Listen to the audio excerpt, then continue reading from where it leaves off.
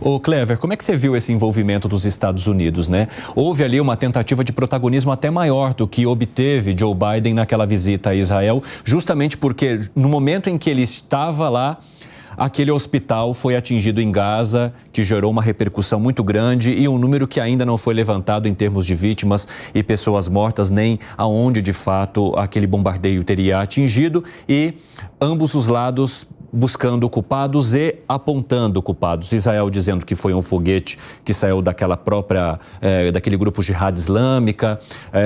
Por outro lado, os terroristas apontando que teria sido Israel quem fez o ataque. No meio de tudo isso, ficou Joe Biden ali, que tentou um certo protagonismo, inclusive até para fazer com que as fronteiras fossem abertas, para que chegasse ajuda humanitária.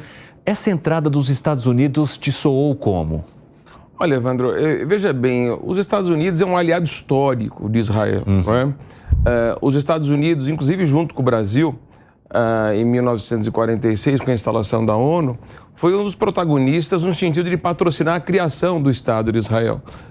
Diante dessa circunstância, e o Brasil também teve um papel importante na questão da organização da libertação da Palestina, que também foi um dos países que reconheceu a Palestina como uma entidade internacional aspirante a Estado soberano. Exatamente. Então, veja, portanto, que a questão histórica é muito importante diante desse aliado fundamental de Israel, que são os Estados Unidos. Portanto, diante desse contexto todo, eu entendo que os Estados Unidos deu apoio incondicionado a Israel para que Israel exercesse o seu direito de defesa diante do grupo terrorista Hamas. Diga-se de passagem, a guerra não é contra o povo da Palestina. Exatamente. A guerra é contra um grupo terrorista que patrocina interesses de outras entidades internacionais no sentido de destruir a etnia dos israelenses, os judeus. Agora, se me permite um contexto histórico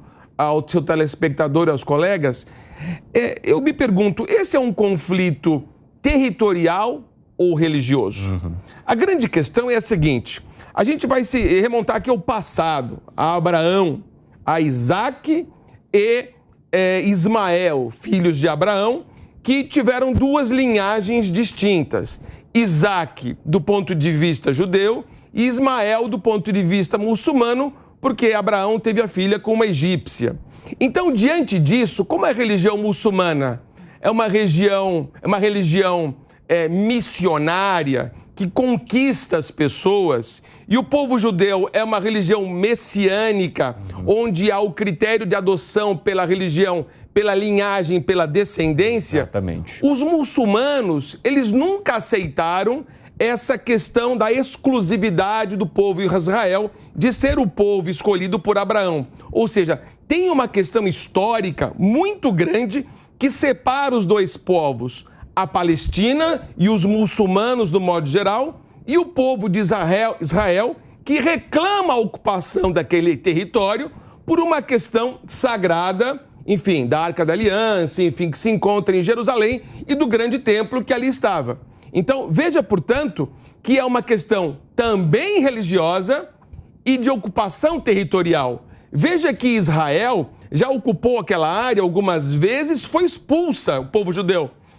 No ano de 70 depois de Cristo, quando houve a expulsão dos judeus pelos romanos, o povo israelense, o povo judeu, ficou longe da região, que só veio a reocupá-la em 1947, com a fundação de Israel. E a Palestina ali, com o abandono do povo inglês, ficou muito inconformada com aquele povo judeu de raiz religiosa distinta, ocupando seu território. Então, existe uma ambivalência, existe duas forças que alimentam não só a guerra, mas o conflito. Sim. Que é territorial e religioso. E essa questão que torna esse conflito tão complexo, né, e difícil de se analisar. Por isso que é muito difícil você assumir qualquer lado ou dar qualquer opinião direta, porque mexe com todas as questões, não só territoriais, mas também religiosas, como você mencionou.